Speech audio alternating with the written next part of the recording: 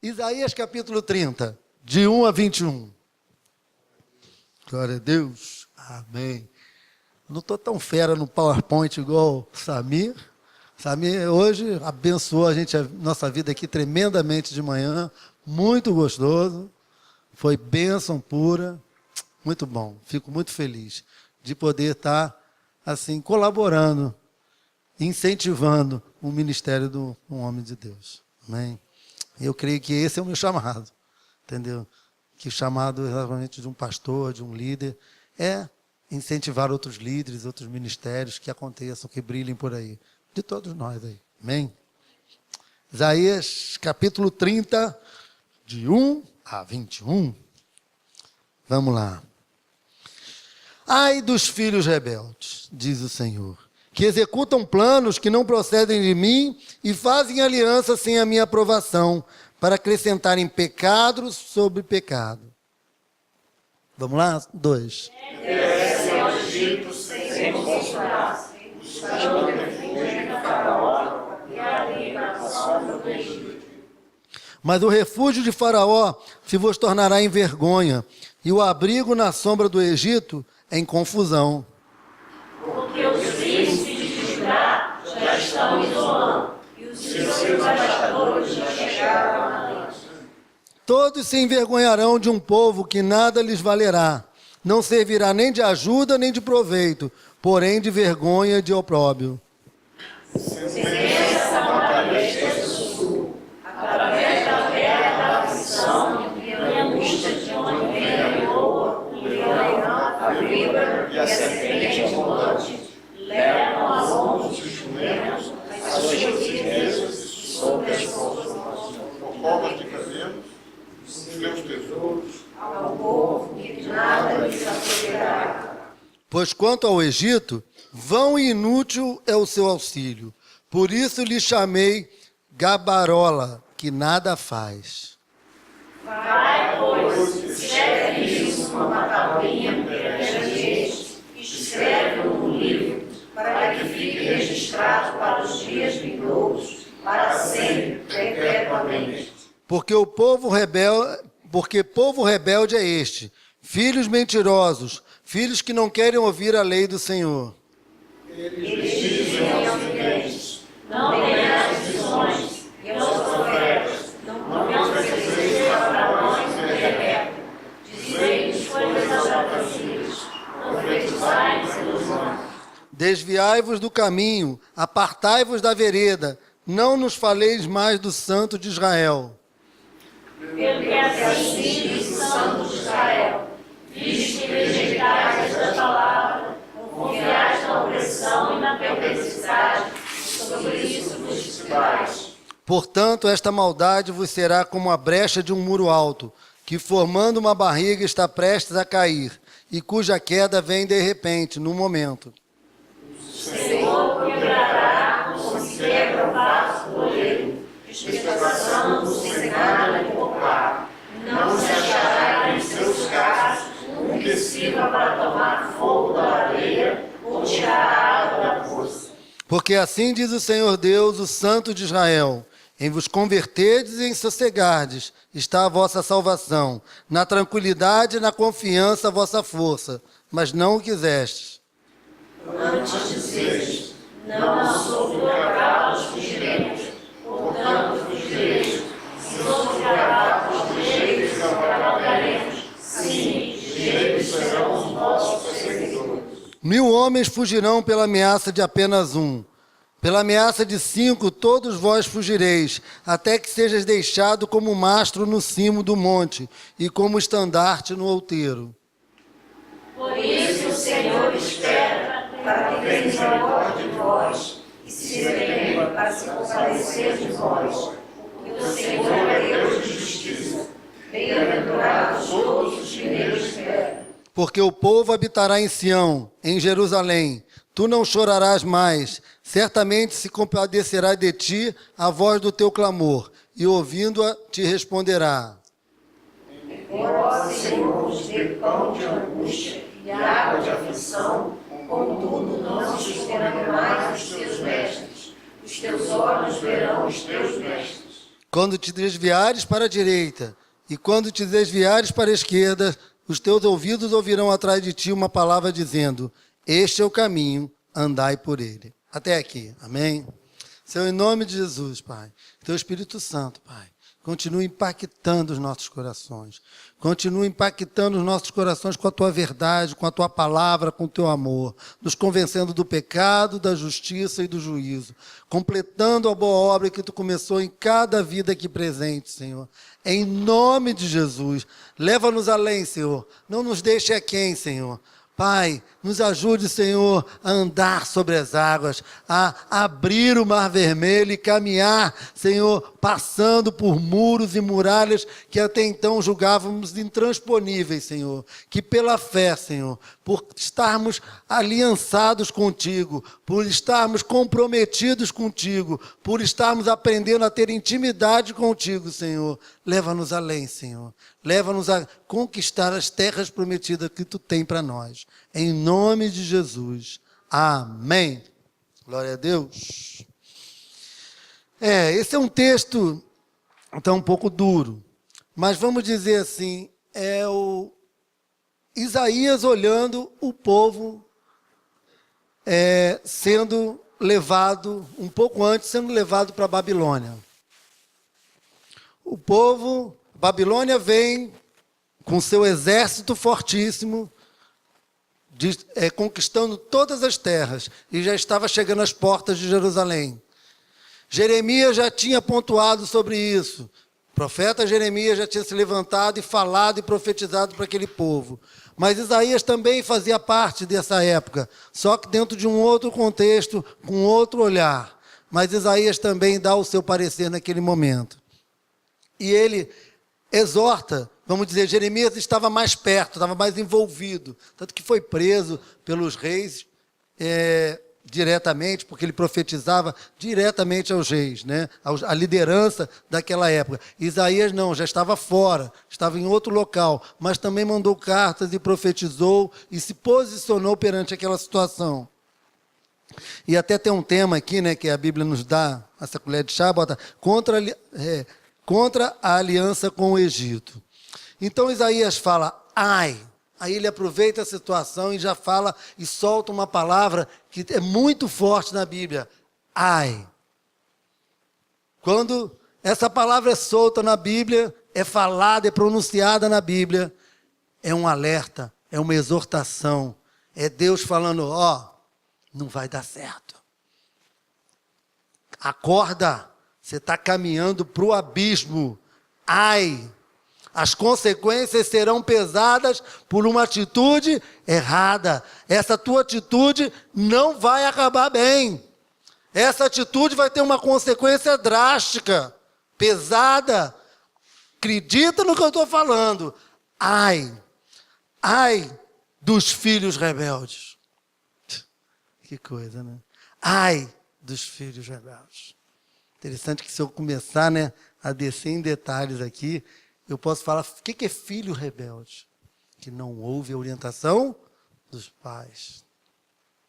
Ai, quantas situações, quantas tragédias, quantas consequências já não aconteceram porque os filhos foram rebeldes. Às vezes houve muitos livramentos de consequências muito sérias, mas outras não houve. Não estou querendo entrar no mérito da questão, porque que de alguns houve e outros não, mas ai dos filhos rebeldes, que diz o Senhor, que executam planos que não procedem de mim. Deus está dizendo que executam planos que estão fora, que viram as costas. Vamos dar um exemplo, né? Da parábola mais conhecida de todos os tempos, que sempre é pregada, a do filho pródigo, do filho que sai de casa. A consequência que ele chegou, ao caos que ele viveu, ao ponto que ele chegou, vivenciou, poderia ter perdido totalmente a vida. E a gente conhece N histórias aí, de geração por geração, desde que o mundo é mundo, de consequências de pessoas que se tornaram rebeldes. Interessante que a gente vê muito isso no lugar onde a gente não deveria ver. Aonde? Infelizmente, na igreja. Na família, na igreja, filhos rebeldes. Filhos que falam, pega o nariz e falam assim, eu sei da minha vida. Eu dou conta de mim. Eu sou bom, eu resolvo. Orgulhosos saem e vão fazer a vida deles e acham que podem dar conta do recado sozinho e que não precisam de ninguém, nem de nada. Deus, preciso não, Deus. Se o Senhor não vai fazer do meu jeito, cuida do universo. Em outras palavras, eles falam isso. Um povo que muitas vezes o louva com os lábios, mas o seu coração, muito longe de Deus. Mas Deus, como foi falado hoje de manhã, sonda os corações. Sonda as intenções. Todos nós, todos os 7 bilhões de habitantes sobre a face da Terra, atualmente, né, porque muda, é constante essa mudança, né, entre nascimentos e mortes, estão desnudos na presença de Deus.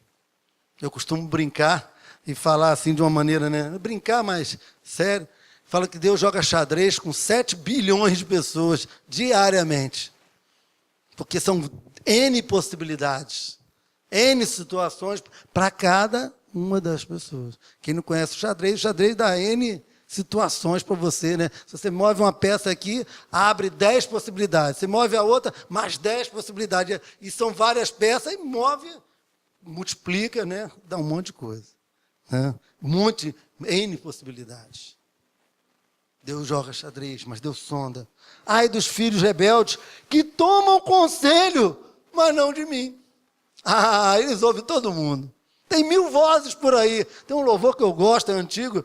Enquanto 1000 vozes ressoam por aí, hosana ao que vem em nome do Senhor. Lembra? Enquanto 1000 vozes ressoam por aí, o Senhor e Salvador está entrando em Jerusalém, proclamando a vinda do Filho de Deus, realizando a vontade de Deus, sacramentando a palavra de Deus, sacramentando a vontade de Deus. Tem 1000 vozes aí, querendo dar conselhos. Eu mesmo já tomei conselhos errados.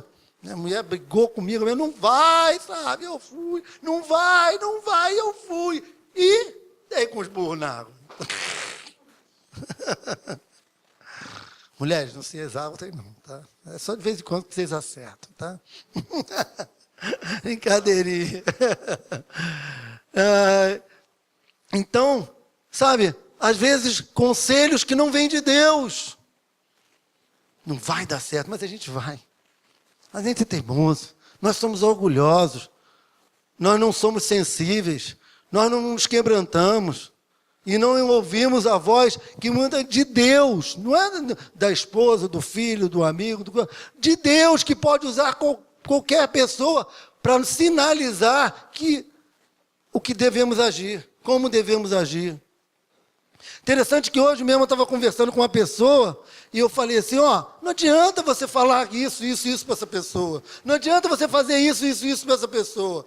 Porque ela já sabe. Interessante que a pessoa já sabe mesmo. Só que nós temos um grande problema. Às vezes, no aconselhamento, o pastor no aconselhamento, né? E eu estou falando de uma forma geral, tá? Todo mundo está englobado, eu também estou.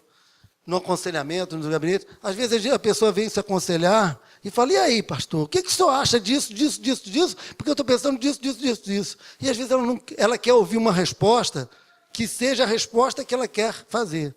Mas ela já sabe aonde ela está errada. E se você chegar, e para algumas pessoas, se você chega, não, aqui você está errado. Ah, não fala isso. Pastor, como o senhor me fala isso? O senhor está querendo dizer que eu estou errado? Não, só é mais um pastor, no meio de N pastores que já falaram que eu estou errado. Vocês estão todos errados, eu é que estou certo. E aí continua lá no deserto. Fica olhando a terra, passa um ano, a terra prometida, deixa eu dar mais uma volta no deserto. Lá a terra prometida, deixa eu dar mais uma volta no deserto. E não entra na terra. Por quê? Filho rebelde. Filho que não quer ouvir a voz de Deus, não é a voz do homem, não, a voz de Deus. Deus está falando é por aqui, meu filho. Assim, assim, assim você vai resolver a tua vida. Assim, assim, assim você vai ser feliz. Mas muitas vezes, quando Deus nos direciona para tomar essas atitudes, o que acontece? Nós não aceitamos. Por quê? Porque temos que abrir mão.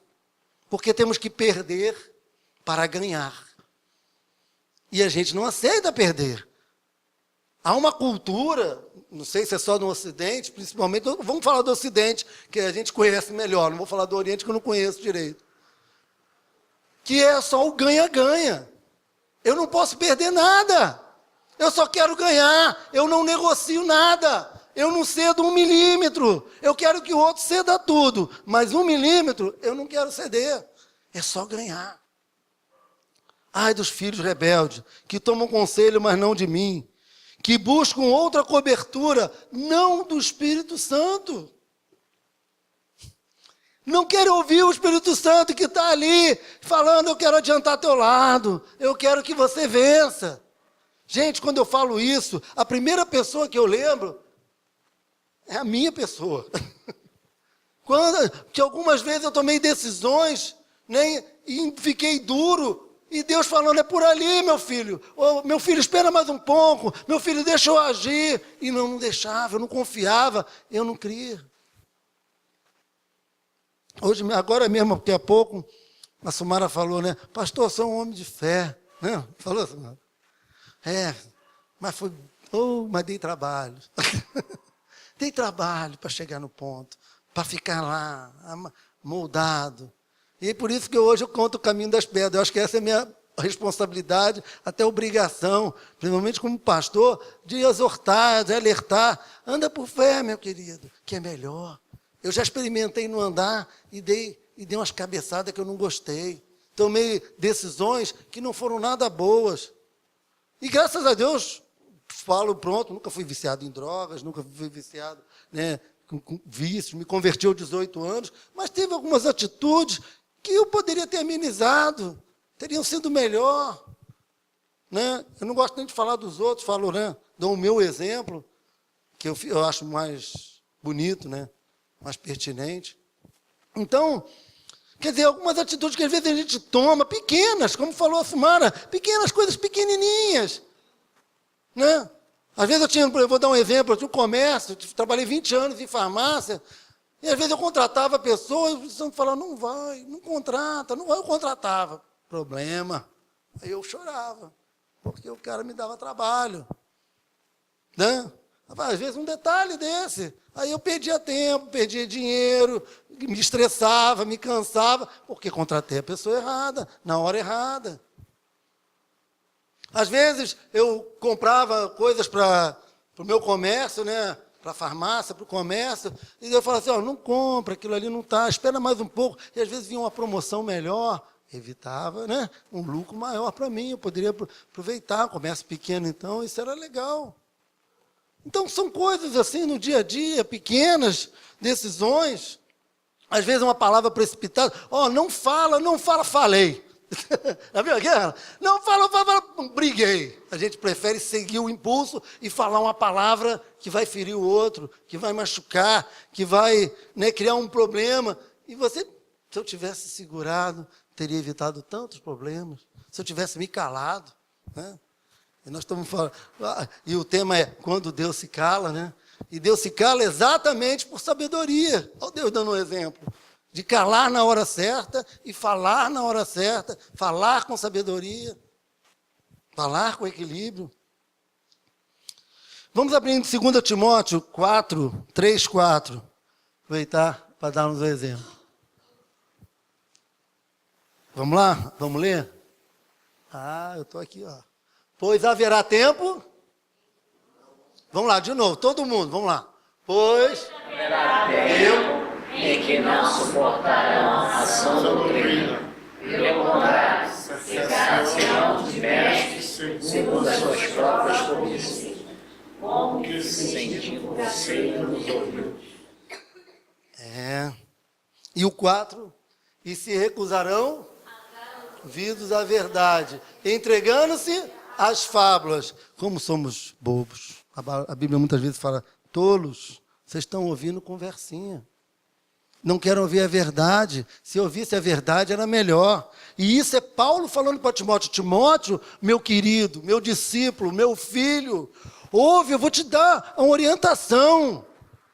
Cuidado, porque está havendo tempo, haverá tempo, já está havendo o tempo, em que eles vão muito mais estar interessados em ouvir historinhas, em viajar na maionese, em se iludir, em ficar iludidos. Como a Sumara até falou aqui, né? O mundo só é ilusão, em ouvir a ilusão do mundo. Vamos curtir o baile aqui, não sei o quê, vamos curtir a boate, vamos curtir coisa. Preferem se envolver em curtir o momento, vamos viver o momento, porque amanhã nós vamos morrer. Então, comamos e bebamos, como disse o próprio Paulo, comamos e bebamos, porque amanhã morreremos. Quando o homem não crê em Deus, ele quer curtir a vida, porque pode acabar amanhã. Mas isso é ilusão, isso é fantasia. Ele prefere, não, como eu ouvi falar uma pessoa a vida inteira, eu vou cuidar, eu vou trabalhar, porque na minha velhice, depois eu posso estar velho, como é que eu vou viver? Tá certo, tem que trabalhar, tem que cuidar da velhice. Vai que a pessoa chega a 80, 90, 100 anos, ela tem que ter uma velhice confortável, muito legal. Mas isso não pode tomar e se tornar a preocupação total da sua vida. Vai que você dá um azar e morre. O que adiantou você trabalhar? E aí? Juntou dinheiro para quem vai ficar seus bens? Não adiantou nada. Ele juntou os bens para viver 70, 80, 90 anos. Mas deu azar, morreu com 50 anos. E aí? Adiantou alguma coisa? É vaidade, é tolice, é correr atrás do vento. Por isso que a palavra de Deus já diz, né? Buscar a Deus em primeiro lugar, a sua justiça, e todas as outras coisas vos serão acrescentadas.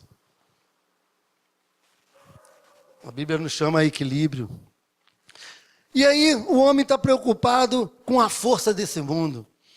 E quando é colocado aqui pelo profeta Isaías do Egito, que descem ao Egito sem me consultar. Aí os que procuram o mundo, procuram a vida e botam toda a sua expectativa nesse mundo, vão dar com os burros na água, é o que eu acabei de falar.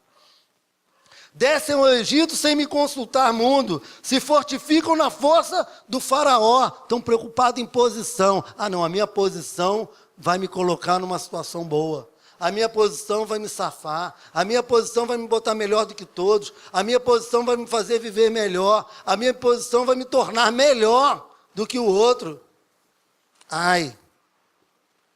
Se refugiam na sombra do Egito, se refugiam no dinheiro, se refugiam no poder, se refugiam na influência. Ai deles! Porque isso pode até durar por algum tempo, mas não dura por todo o tempo. E certamente, muitos que se quebraram.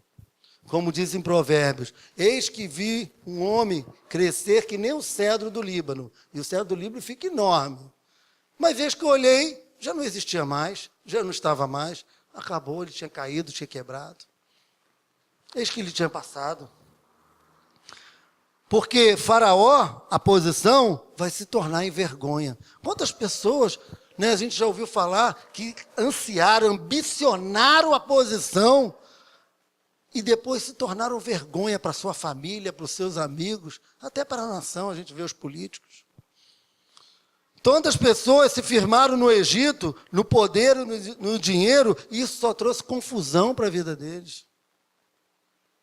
Eu soube de um senhor uma vez, vou dar um exemplo, no comércio de farmácia, que ele fez um grande roubo numa empresa, numa distribuidora.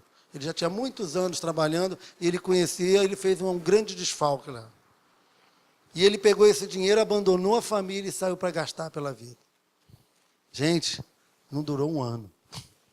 Não durou um ano, aquele homem teve que voltar, sem nada, e pedindo perdão para a família. E o trabalho? O trabalho é que ele fez um negócio tão bem feito que não tinha como uma empresa também pegar, porque a empresa também estava devendo. Ficou o dito pelo não dito, mas ele ficou altamente envergonhado. Ele destruiu a vida dele depois de mais velho. Olha que louco, olha que tolice. Se arrasou, perdeu amigos, perdeu dignidade, perdeu tudo. Não foi, o dinheiro que veio para ele só trouxe confusão na vida dele. E tem vários N casos que a gente poderia falar aqui que trazem confusão. Antes será vergonha e opróbrio, escândalos, roubo, maldade, injustiça que a gente vê. A gente lembra aí dos líderes, governantes, do dinheiro e posição. Vou correr um pouquinho. Procuram ajuda do Egito, do mundo.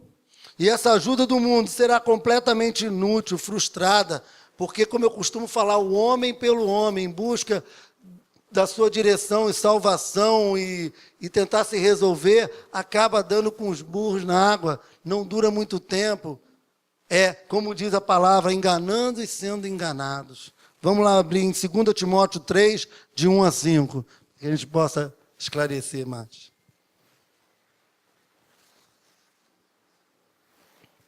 Amém, igreja?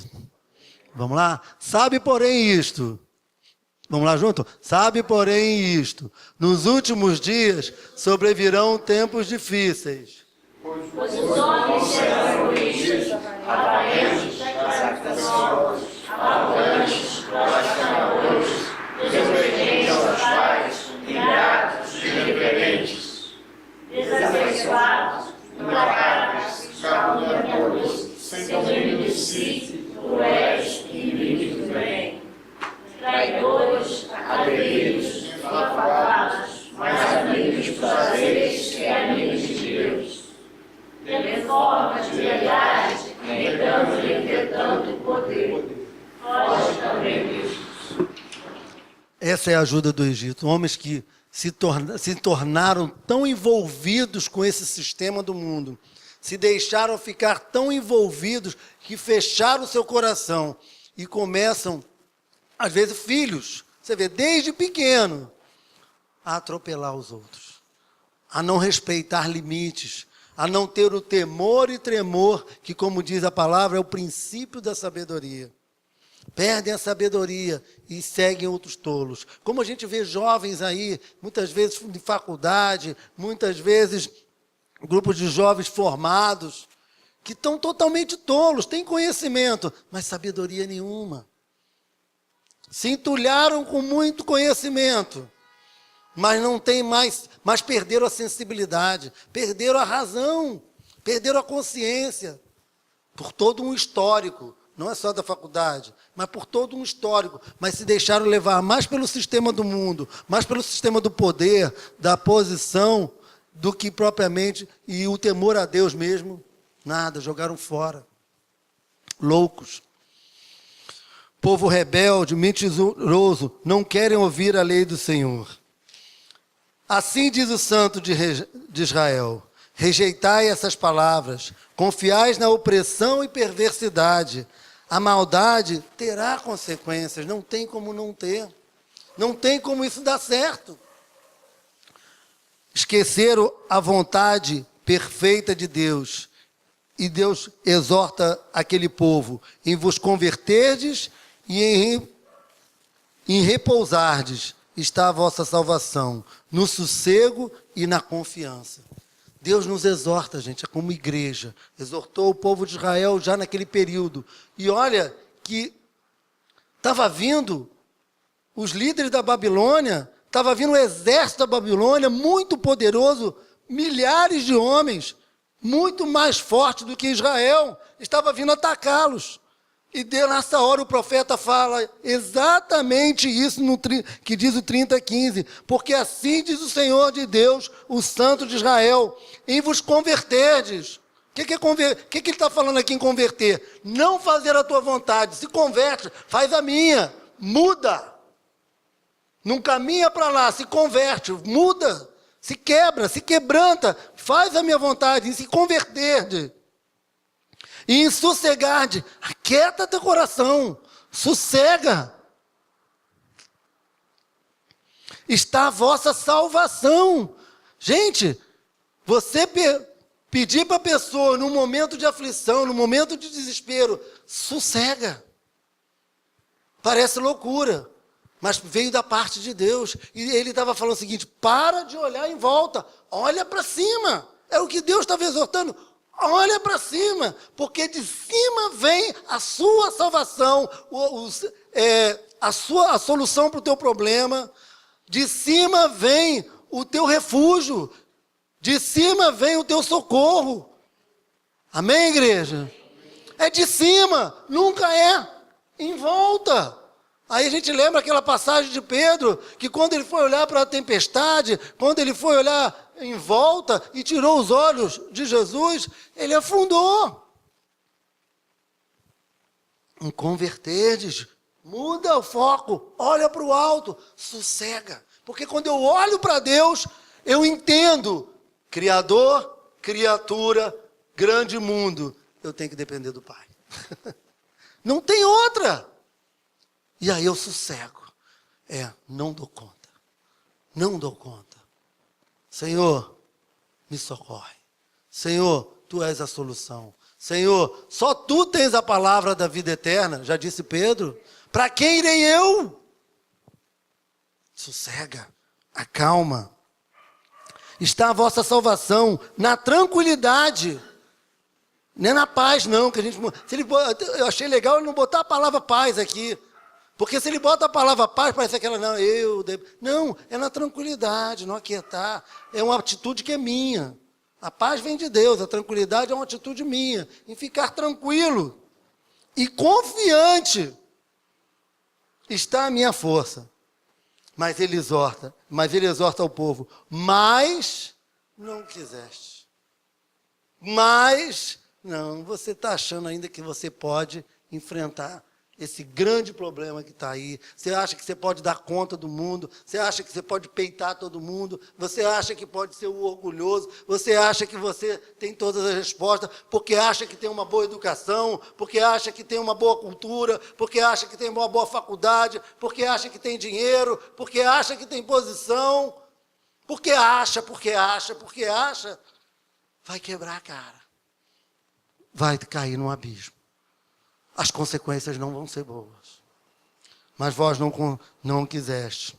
Contudo, o Senhor espera para ter misericórdia de vós. Bota Daniel 3:22. Cheguei no ponto, quando Deus se cala. Deus manda o profeta, exorta o povo, manda a mensagem, e depois Deus se cala. E espera para ver o que o povo vai fazer com aquela palavra que foi dada a ele. Com tudo que Deus tem ensinado para eles. Vamos lá, Daniel. Por quê? A palavra do rei era urgente e a fornalha estava sobremaneira acesa. As chamas do fogo mataram os homens que lançaram de cima para dentro a Sadraque, Mesaque e Abidnego. Tá? Continua. 3:22, não, até aqui mesmo. Porque a palavra do rei era urgente. A fornalha estava acesa, mas as chamas do fogo mataram os homens que lançaram de cima para dentro. Ou seja, as consequências não foram com Sadraque, Mesaque e Abidnego, porque esses homens estavam posicionados na presença de Deus. Apesar de estar tudo ao contrário, apesar da chama estar acesa, apesar do fogo ser de tal ponto que matava os que estavam em cima. Olha que coisa louca. Quem estava jogando foi morto. E quem caiu, porque era servo de Deus, temente a Deus, estava na direção de Deus, não foi morto. Olha que loucura. Porque as consequências daquilo que espera, que muitas vezes o ser humano espera, naturalmente seja a sua segurança, pode matá-lo. Mas quando estamos com Deus, o que parece estar totalmente adverso, se torna até em proteção, se torna até em salvação. Olha como é que muda totalmente. Contudo, o Senhor espera para ter misericórdia de vós. Deus se cala e deixa ver qual vai ser a sua postura no meio do fogo. Quando você é lançado aos leões, quando você é lançado no problema, quando você é lançado na vida, quando você é lançado em situações da vida, qual é a tua postura? Deus está lá calado. Mas Ele está esperando que essa prova, nessa prova você seja aprovado. Essa é uma das facetas do fato de Deus se calar em situações adversas. Às vezes você está lá, Senhor, eu estou com esse problema, Senhor. Eu estou orando por esse problema, Senhor. Esse problema é complicado. Há tempos que eu venho batendo na mesma tecla, Senhor, tu não ouve. E Deus está esperando a tua postura. Está esperando uma posição de fé, uma posição de crer, uma posição de falar. Bendito seja Deus. Se eu tiver que morrer por isso, não tem problema. Ele é poderoso para me guardar em toda e qualquer situação. A minha vida já está entregue na mão de Deus. Em sossegar, em se converter, em sossegar, na tranquilidade, na confiança. Está a vossa salvação, está a nossa salvação. E muitas vezes achamos que temos que dar nosso jeito, temos que arrumar nossa saída, temos que peitar as situações, peitar as pessoas.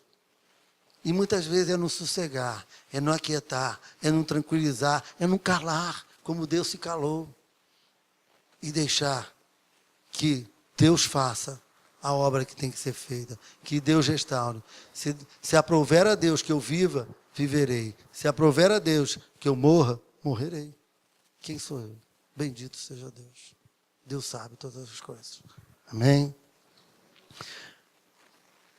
Mas quando chorar, clamar, orar e me buscar, ele fala aqui no 19, porque o povo habitará em Sião, em Jerusalém, tu não chorarás mais. Certamente se compadecerá de ti a voz do teu clamor, e ouvindo-a, te responderá. No momento certo, Deus começa a falar de novo, Deus começa a agir de novo, Deus começa a mover.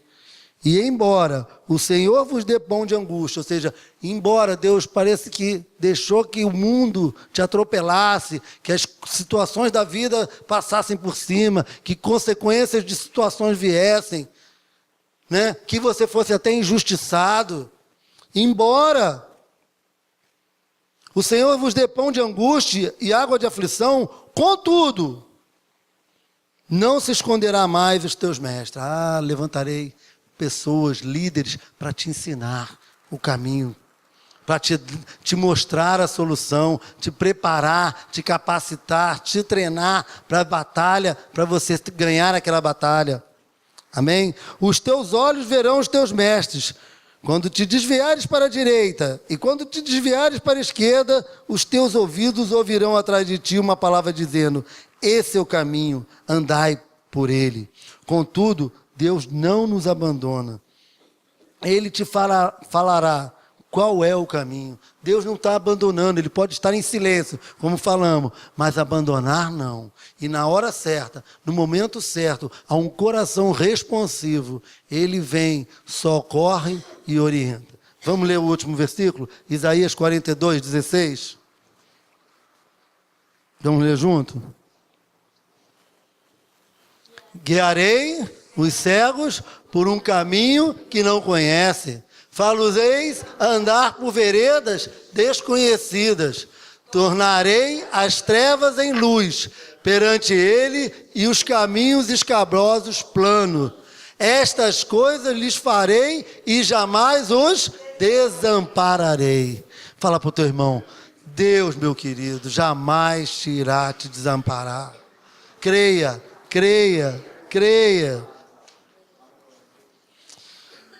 Como nós temos a visão da Igreja Metodista da Usina, a visão cristã.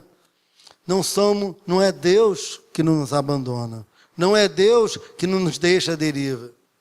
Somos nós que saímos da mão protetora de Deus, que teimamos em fugir da proteção do nosso Senhor, que falamos para Deus: não, Deus, e saímos da visão. Fica aí, Deus, eu vou resolver do meu jeito, eu vou dar meu jeito. Igual aquela criança teimosa, né? Deixa mãe, deixa pai, eu vou fazer. E aí, às vezes, vai lá e faz. Não deu certo, a gente sabia que não ia dar certo. Como crianças, ficamos mexendo para um lado, para o outro, fugindo da orientação, do mover do Espírito Santo. Mas nós, como igreja, temos que aprender essa lição.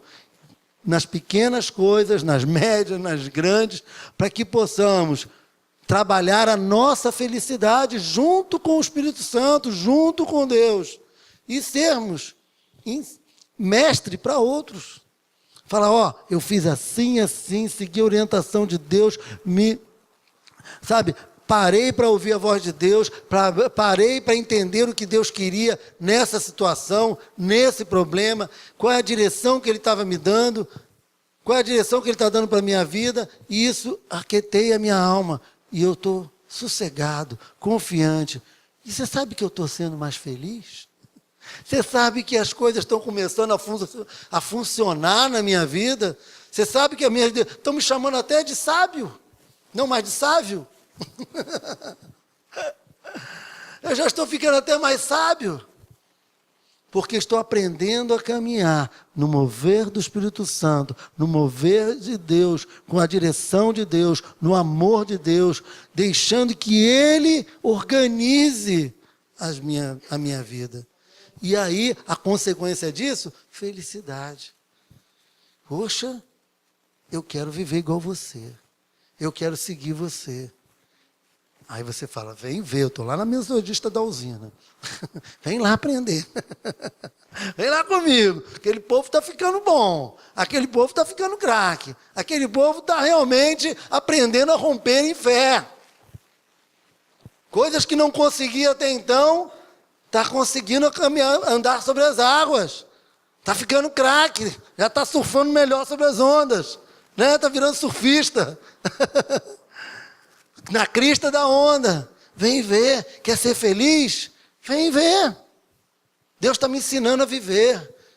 Deus está me ensinando a tomar decisões. No silêncio de Deus eu tenho sido aprovado. No silêncio de Deus eu estou amadurecendo. No silêncio de Deus eu estou crescendo. Estou me desenvolvendo. Estou aprendendo a amar mais a Deus, a amar melhor o meu próximo. Estou aprendendo. Estou mais paciente. No mover de Deus, no silêncio de Deus, eu estou podendo mostrar para Deus quanto eu amo, com atitude, não simplesmente com palavras que vão ao vento. Amém, igreja? Feche os teus olhos, vamos ficar em oração, não se distraia com nada. Senhor, em nome de Jesus, Pai, nós queremos entender, Senhor, que Tu, Senhor, é o nosso refúgio secreto. Tu, Senhor, é a nossa salvação. Tu, Senhor, é a direção para nossas vidas, Senhor. Tu restaura, renova e fortalece, Senhor, a nossa vida. Queremos aprender a ser dependentes de Ti mais e mais, a confiar em Ti, a descansar em Ti, a sossegar, Senhor, e tranquilizar a nossa vida nas Tuas mãos, Senhor, na Tua direção. Pai, queremos ter mais intimidades contigo, Senhor. E no silêncio, Senhor, entenderemos, Pai, que Tu já está nos falando, que Tu estás nos ensinando, Senhor.